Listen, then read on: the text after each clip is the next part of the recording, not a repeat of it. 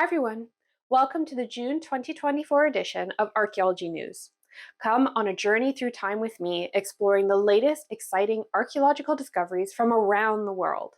As an archaeologist, I have used my years of study and work experience to carefully research and craft this video to provide you with well-sourced and interesting, accurate news about real archaeology. No pseudoscience or clickbait here. Have we found the famous Minoan labyrinth on the island of Crete? What new artifacts have been found at the Native American site of Cahokia? Why did the Maya sacrifice closely related or twin male children at Chichen Itza? What have the Turkish Heritage Ministry revealed about the legal sale of the Parthenon marbles to Britain? Stay tuned to find out the answers to these questions and more about other captivating stories from our past, including an exclusive interview with some of the research team who did all of the work on the male child sacrifices at Chichen Itza. Don't forget to take a few seconds to subscribe or like to help support the channel and tell the algorithm to promote it to new viewers. Every bit of engagement helps. All right, everyone, let's dig in. We have 7 stories in our top discoveries segment, which I will be covering in chronological order, starting with those going the farthest back in time and then running up closer to modern day. Our first story is the discovery of a unique concentric ringed structure in Crete, the isle at the center of the Greek myth of the Minotaur and the Labyrinth. The Greek Ministry of Culture announced the find near the beginning of the month in June. It was found during excavations in advance of the construction of the new international airport of Heraklion, Crete in Castelli. Located at the highest point of Papura Hill, the monumental architectural structure has a circular shape roughly 48 meters in diameter, which is unique for Minoan archaeology. It consists of 8 superimposed stone rings with an average thickness of 1.4 meters and a maximum estimated surviving height of 1.7 meters. They were developed at different elevations. In the center, the rings form a circular building, the interior of which is divided into 4 quadrants. This building is then surrounded by a second main zone, where radial walls intersect vertically the rings of the lower levels, forming smaller spaces that connect with each other through narrow openings. It looks a bit like a labyrinth or a maze to me. On the southwest and northwest sides, there are 2 possible main entrances. The quantity and types of artifacts found here, including the presence of large amounts of animal bones, does not indicate that it was a permanent residence, but probably experienced periodic use in the form of rituals that could have been taking place where people were consuming food, wine, and perhaps giving offerings to the gods. This is the first monument of this type that has been identified and excavated in Crete. Its size, architectural structure, and the kind of construction work that would have been needed to build it mean that considerable work, specialized experience, and a strong central administration would have been needed in order to construct it. What we do know is that it's some type of community building, a landmark in the wider area of the plain around it. The fact that it's monumental and prominent in the landscape probably indicates the importance of the location, but also the range of the population that it would serve. The main period of use seems to have spanned between 2000 and 700 BCE. Right now, the excavation of this site is not finished, it's still ongoing. The location itself was originally earmarked for the installation of radar systems for the new airport. However, in light of the discovery and its potential importance and significance to Cretan and Greek archaeology, another site for the radar will be found. Could this be the place that inspired the myth of the Minotaur? Hopefully, the ongoing excavations will give us further clues. Next, we jump forward 2,000 years and head to southern Spain. There, 5 years ago, a rare, untouched Roman tomb was accidentally discovered in the town of Carmona. The tomb contained 8 burial niches, 6 of which held funerary urns that contained cremated human remains. The tomb made headlines last year when it was announced that they had found a crystal bottle in one of the urns that contained a 2,000-year-old patchouli-scented Roman perfume. Now it has appeared in the headlines again, as analysis by the University of Cordoba has found that a reddish-brown liquid that was found in one of the urns is actually wine, which makes it the oldest wine ever discovered in its original liquid form. The liquid's chemical biomarkers match those of modern wines from the region, making it a local vintage. The lack of syringic acid, which forms when the main pigment in red wines decomposes, point to it being a white wine as well. The current color of the liquid is the result of chemical reactions since the wine was originally poured into the urn a few thousand years ago. However, don't line up for a tasting anytime soon.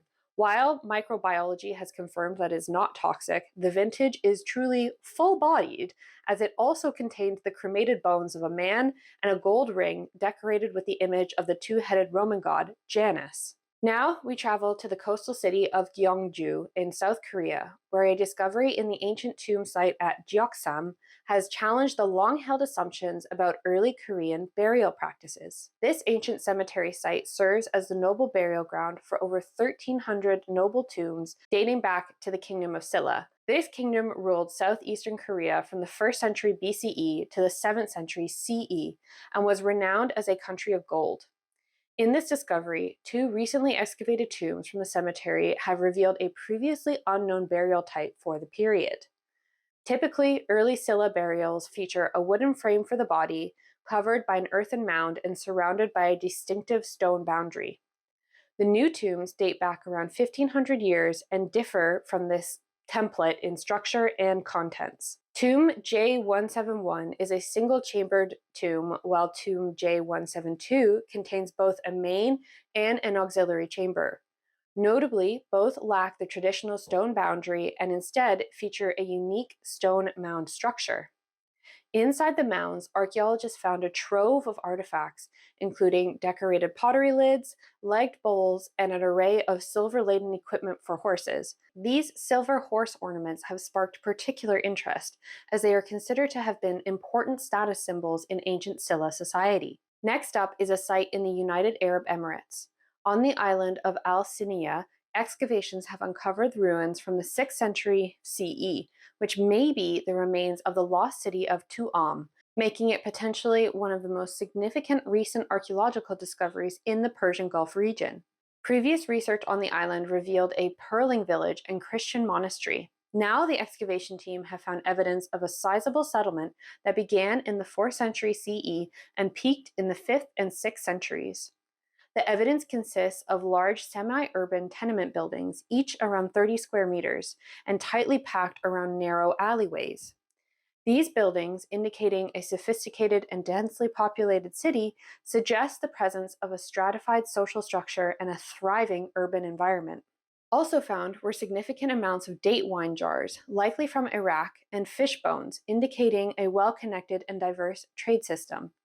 Other findings also show the inhabitants were connected to wider trade networks that ran through Iraq, Persia, and India. Jars inscribed with Aramaic, the dominant language before Arabic, further underscore the city's sophisticated trade and cultural connections. This is by far the largest settlement ever found on the Gulf Coast of the Emirates, aligning perfectly with the city of Tuam, described in early Islamic geographical sources as a regional capital famed for its pearl fishing and trade in precious gems.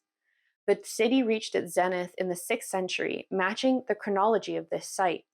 While definitive evidence, such as an inscription with the settlement's name, has not yet been found, the absence of other major settlements from this period on the coast strengthens the argument that this is Tuam. Now we go to the famous site of Chichen Itza in Mexico. There, new analysis on the remains of child sacrifices originally found in an underground cistern in 1967 has found that all of the individuals examined, around 64, were male, and several of them were closely related, including two pairs of identical twins, a possible nod to the Maya hero twins, central figures in the oldest entirely preserved Maya myth. I took some time this week to catch up with two of the project researchers, Rodrigo and Christina, to learn more about this fascinating discovery. Let's dig into the interview. Welcome to the channel, Christina and Rodrigo. It's lovely to have you here. Can you please start by introduce yourselves and your relation to this project, how you got involved with it, etc. I am a molecular archaeologist, and I am a professor of anthropology at Harvard University and also a group leader at the Max Planck Institute for Evolutionary Anthropology. I'm a postdoctoral researcher at Johannes Strauss group in the Max Planck Institute for Evolutionary Anthropology. And we started working on this because of the expertise that Christina has in Mesoamerica and the common questions that we both had in terms of studying Mesoamerican archaeology through ancient DNA. Can you give us a bit of an introduction to the project, what exactly it is that you have found in your research? I mean, one thing that's really exciting about our field in archaeology is over the past decade or so, ancient DNA techniques have become extremely powerful. The early days of the field really focused on places like Europe and Asia, cold places of the world where DNA preserved really well.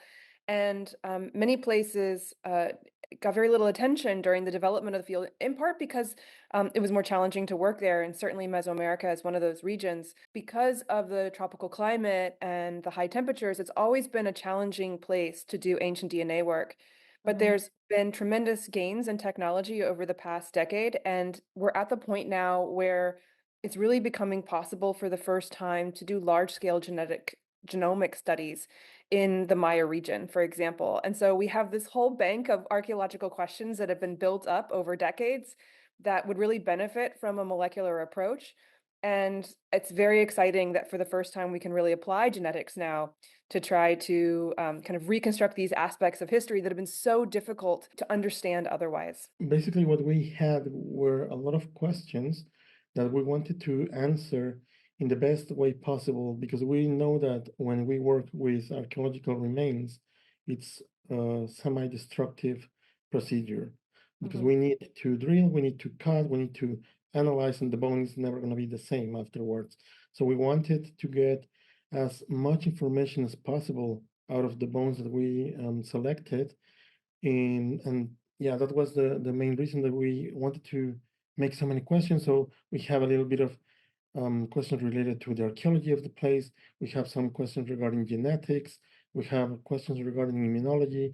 So we put all of them together and working closely with the community, because we also involved present-day Maya people from Tixcacal to Yub.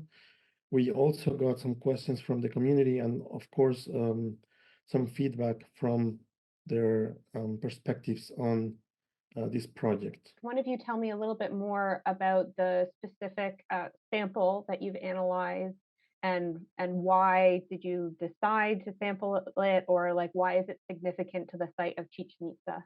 Chichen Itza is a really special and really important site. I mean, many people know it because it's probably one of the most iconic and most visited archaeological sites in Mexico, but it has also a really interesting history. It's a terminal classic Maya site, and a lot of people don't quite know what that means. Sort of like the period of fluorescence of the ancient Maya is during the classic period, which runs from approximately 200 AD to around 700 or 800 AD. All these elements for which the ancient Maya are famous developed during this classic period. And at the end of that period, there's a kind of political collapse that occurs. After that, there's a kind of resurgence of Maya populations and urban centers, but the kind of focus shifts northward into the Yucatan Peninsula.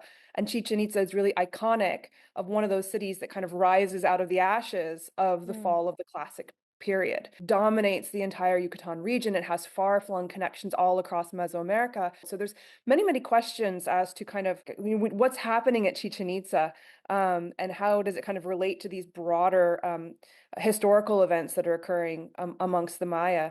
And one of the reasons Chichen Itza is also very well known is there's extensive evidence of human sacrifice at the site. And so that's always been a question as to what does that mean? When was human sacrifice performed? In what context? What kind of significance does it have? We wanted to actually make sure that what we would find was not only archaeologically or genetically interesting, but also for other purposes. So we selected Chichen Itza for a number of reasons. First of all, because we had a large number of individuals. This was a good way to start these large-scale projects in Mesoamerica, because this is the first time it was possible to analyze such a large number of individuals. Second of all, this particular burial had so many questions from the very beginning, because when it was first excavated in 1967, they only could analyze back then the individuals using classical osteology. There was not a lot of archaeological information, and there were many questions like, who are these individuals? Are they from here? Are they from somewhere else? Are they related? And many of those questions you cannot answer without DNA.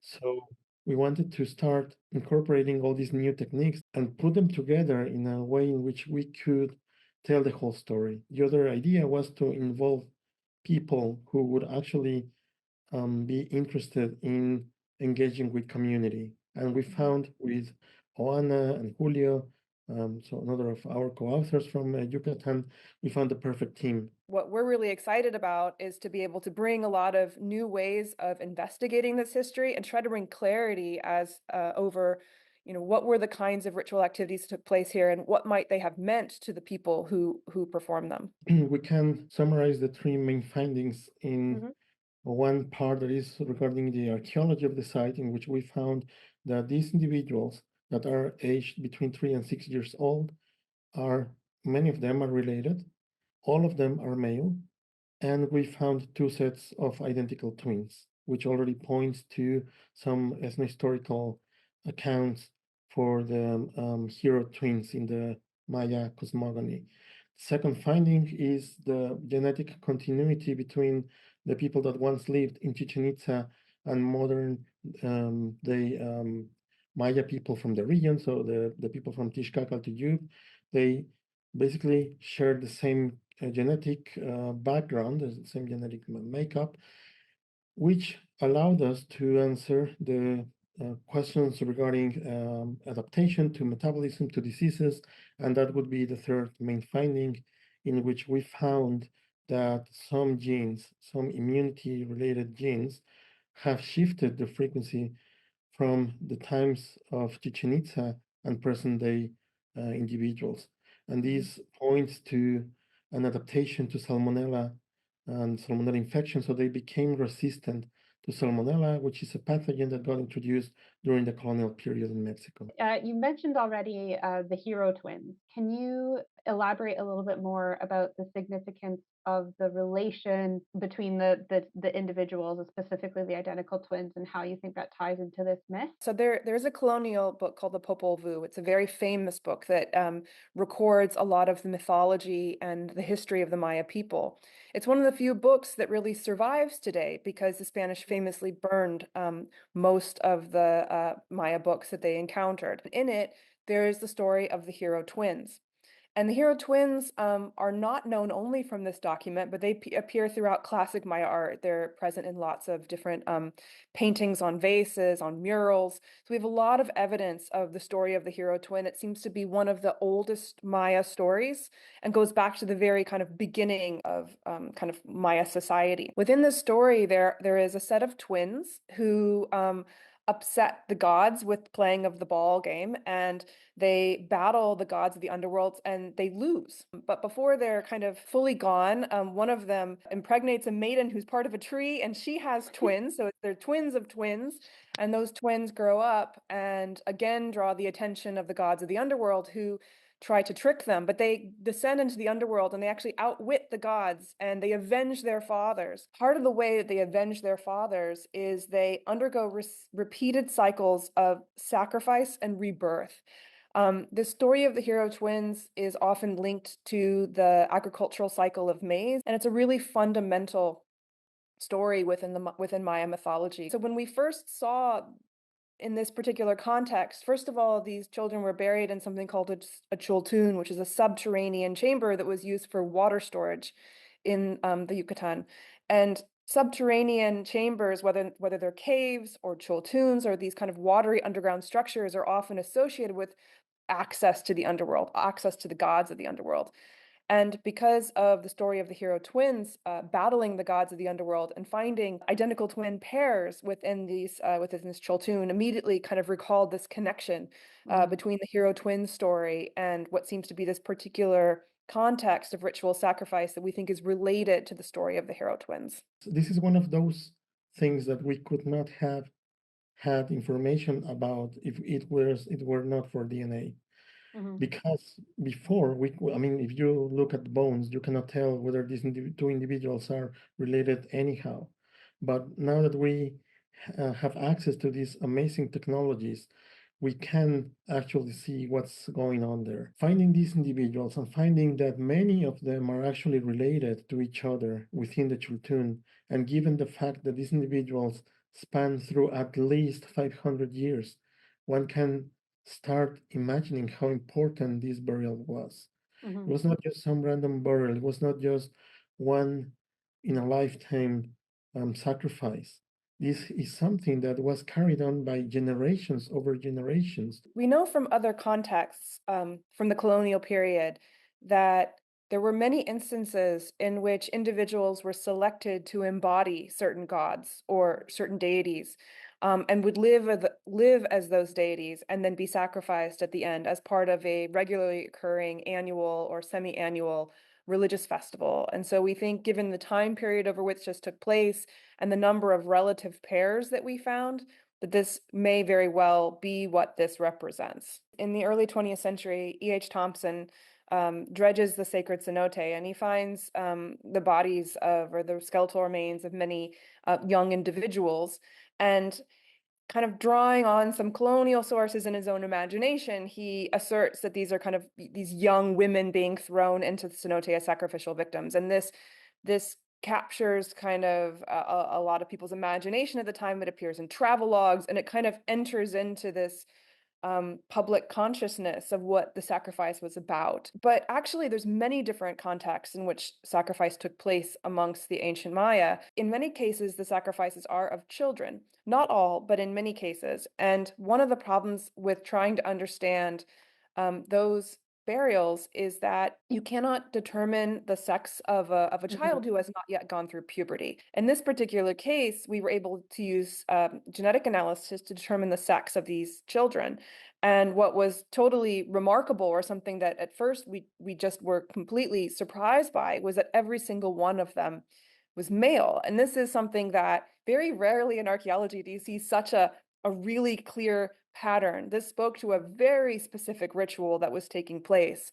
And then to find on top of that the evidence that they were related, that you had pairs of individuals, and we had brothers, we had cousins, we had identical twins in here, and those pairs had more similar diets to each other than any other pair. So it's not that all the pairs had a similar diet, it's that each pair had a certain diet that was distinct from all the other pairs, and that suggested they were being raised in the same household. So that was really interesting. Overall, we found that about a quarter of the individuals, the children that were the little boys that were buried here, were related to someone else in there. Now, the actual number was probably much higher. We were able to retrieve genomic information from 64 of the boys, but there were more boys in the burial.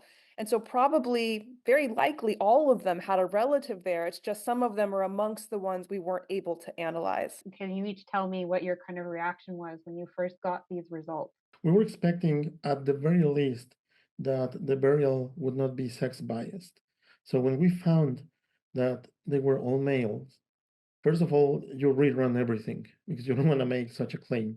So we rerun all the tests, and we were trying to be completely sure that this was the case.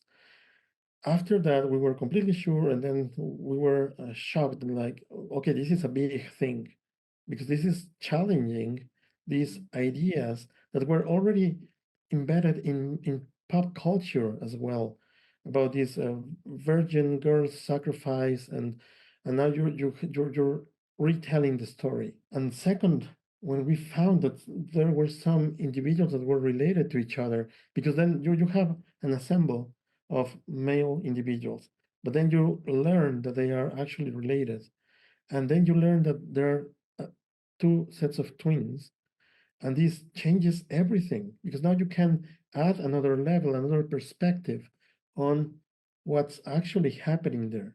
This gave us the opportunity to actually analyze and make an interpretation based on the ethnohistory of the Maya about this specific burial. So it was very exciting. It was one great experience to work with these individuals, because we learned so much through the process of analyzing them and then telling the whole story. My reaction, I remember when Rodrigo, when you first shared the results with me, I was just completely surprised. I mean, I remember just sitting there thinking, huh. And immediately I thought of the Popol Vuh. It really was incredible to have that added level of detail of knowing that these were twins and closely related boys, and they were all boys. I mean, those were clues we would have never had without DNA that really helped shape the entire interpretation. You know, it's a long running joke within archaeology that whenever you don't understand something, you just say it's ritual. Yeah. But in this case, we could actually say something about the ritual and actually understand it or put it in a cultural context. Those little clues really, really helped us contextualize this entire find. And and I also just want to give a shout out to Rodrigo because his study design here was brilliant. I mean, we might have missed this entirely with a different study design. One of the problems we had with the Chiltun is that it's a commingled burial. So this was used over centuries to deposit the skeletons into. And over time, as the bodies decay, the bones of the skeleton, they don't hold together. They shift, they move around. And especially with children of this age, many of their bones aren't even fused together. All the bones are commingled and mixed. So how do you even count how many individuals are there in that kind of a context? So one of the ways you can do it is select a single bone that's there, you know, a left temporal bone, for example, and count how many times you find it. And that gives you a minimum number of individuals. What Rodrigo did is instead of analyzing all the bones or a random selection of bones, he only analyzed the left petrous from all of these individuals, so that we didn't double sample the same individual. And that's how we were able to find identical twins. If they had been two different bones, we might have assumed that we had mistakenly sequenced two different bones from the same child and would have never thought any further. What is going to happen next? Obviously, there's already been a paper published on your results that people can read for free on the internet if they so wish. I can say we have a few big ideas that we want to pursue. There's many open questions within Maya archaeology that I think genetics could really help with, especially if we combine it with all of the new advances in hieroglyphic decipherment and with all the new information that we have, for example, with remote sensing and LiDAR. So we have all these different technologies and advances converging at once, which is making it possible to ask these really nuanced questions about the ancient Maya. I think that we also want to look further into the past and further into the future. And further into the past includes where these individuals came from. Can we track back where this all starts? If we can find a population from which the classical period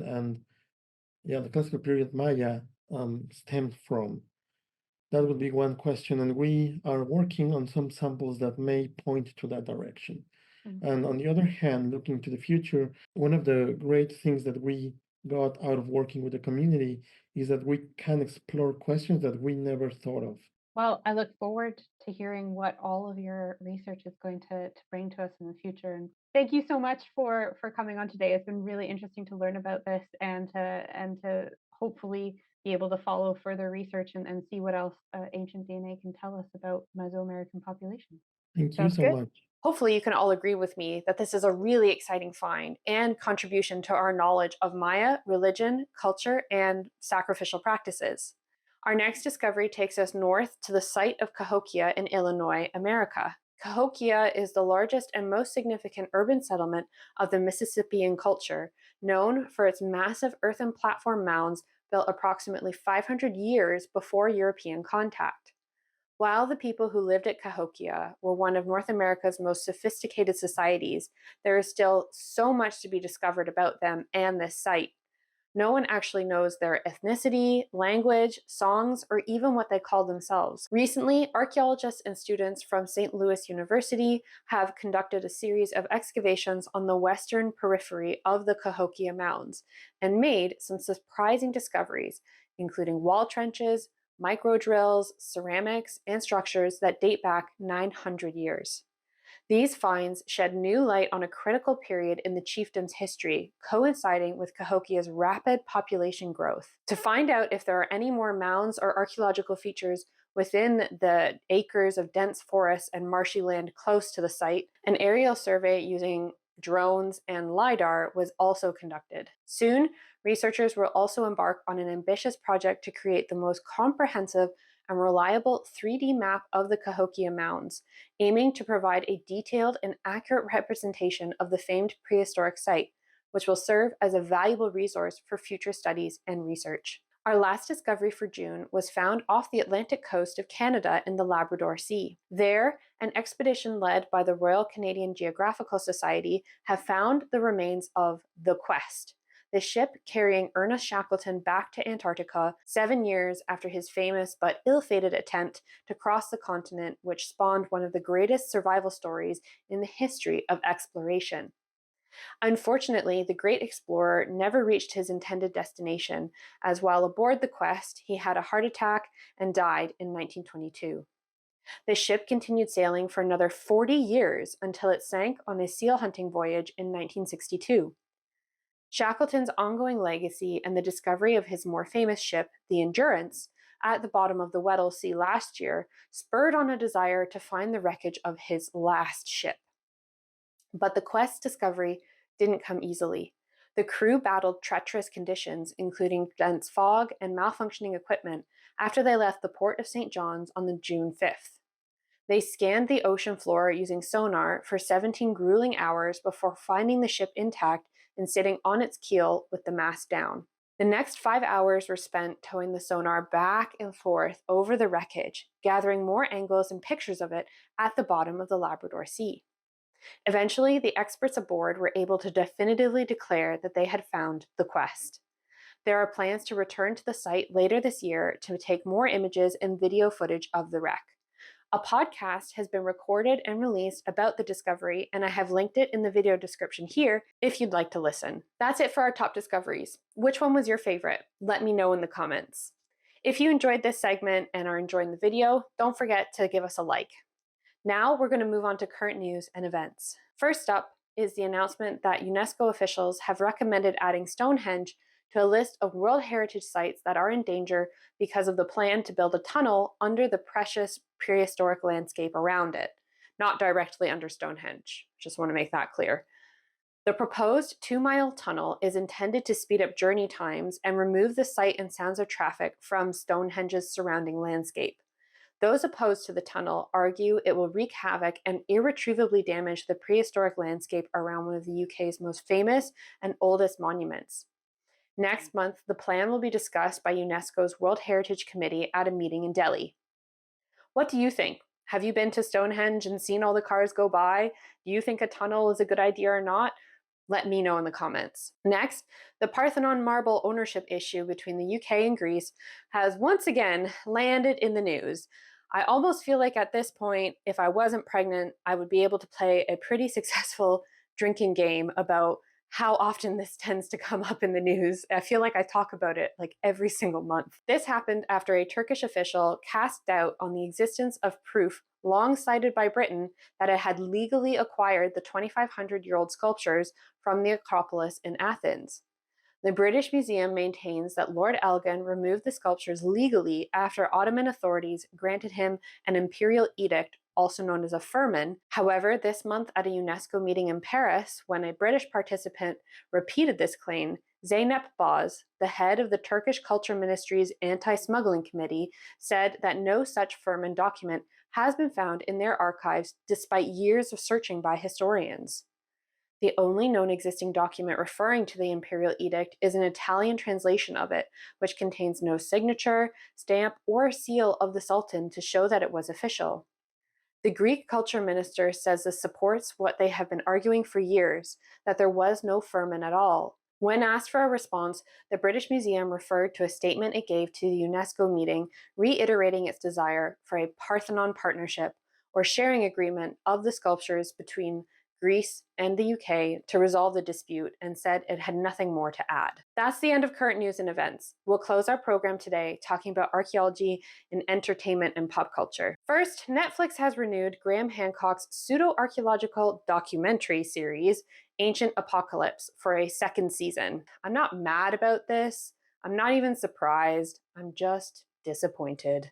First released on Netflix in November 2022, the series depressingly became one of the most popular programs of the year for the streaming giant.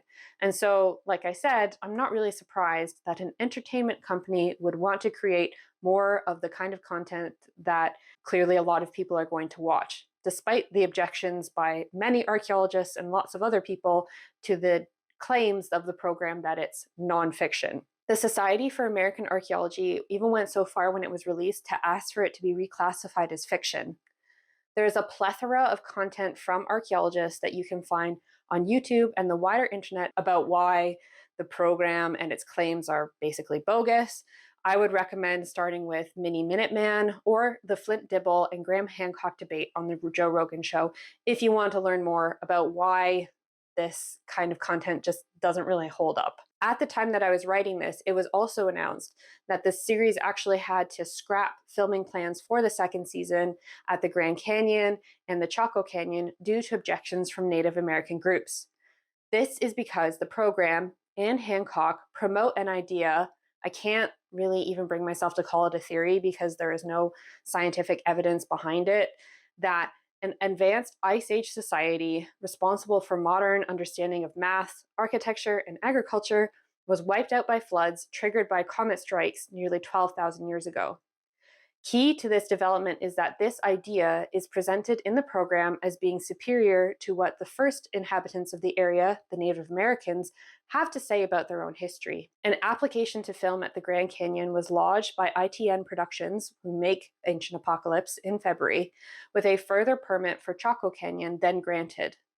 A National Park Service spokesperson has confirmed this. However, ITN has now said that neither of the permits will be taken up, with the show instead looking to film at locations outside of the US. The company declined to specify a reason for this move. Hopefully, this trend of the permits being denied continues in their other filming locations.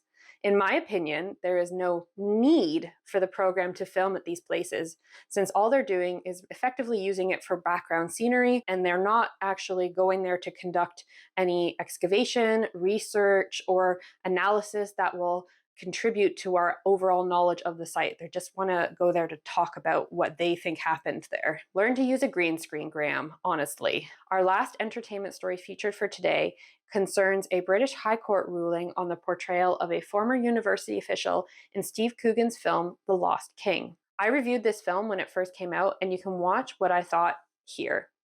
To summarize quickly, the film portrays Philippa Langley in a positive light, while the university official and, in some ways, the archaeologists in the film are made out to be the villains who are in her way. Which, okay, to an extent, I get that. That is what makes a good story, and having such a clear distinction helps an audience identify and sympathize with the lead character. However, the problem here is that they're applying what you could argue is a pretty biased perspective in script writing to a real life situation that has more than one perspective to it. The case was brought forward by Richard Taylor, a former deputy registrar at the University of Leicester, who claims that the movie shows his character behaving in an abominable way towards Philippa Langley, and shows him taking credit for himself and the university that was rightfully Langley's for the 2012 discovery of Richard III's remains in a Leicester car park more than 500 years after the king's death. The defendants denied this, but after a preliminary hearing, the judge has now ruled that the portrayal was defamatory. This means that the case can proceed to a full trial where Steve Coogan, who co-wrote the script and starred in the film, his production company Baby Cow, and the film distributor Pathé will have to defend this portrayal. All right, everyone, time to pack up our finds and hang up our shovels for today. Did you like this video? Is there anything important that I missed? Don't forget to comment, like the video, and subscribe to the channel before you leave. As I said before, if you're feeling extra generous, you can give me a super thanks or go to my Ko-fi page and support me with a small donation. I'm currently saving up to buy a better camera. If you're looking for a more tangible return, go have a look at my Redbubble shop and get a sticker, t-shirt, hat, or mug with your favorite archaeology slogan, all designed by me. Taking a few seconds to support me in any way you can, liking, sharing, subscribing, helps grow the channel and promotes quality heritage content that is well-sourced, researched, and presented by someone who is an expert in this subject. As I said before, it shows the algorithm that people are interested in real archaeology. Thank you so much for watching. Stay curious, and I hope to see you on my next adventure into the world of archaeology.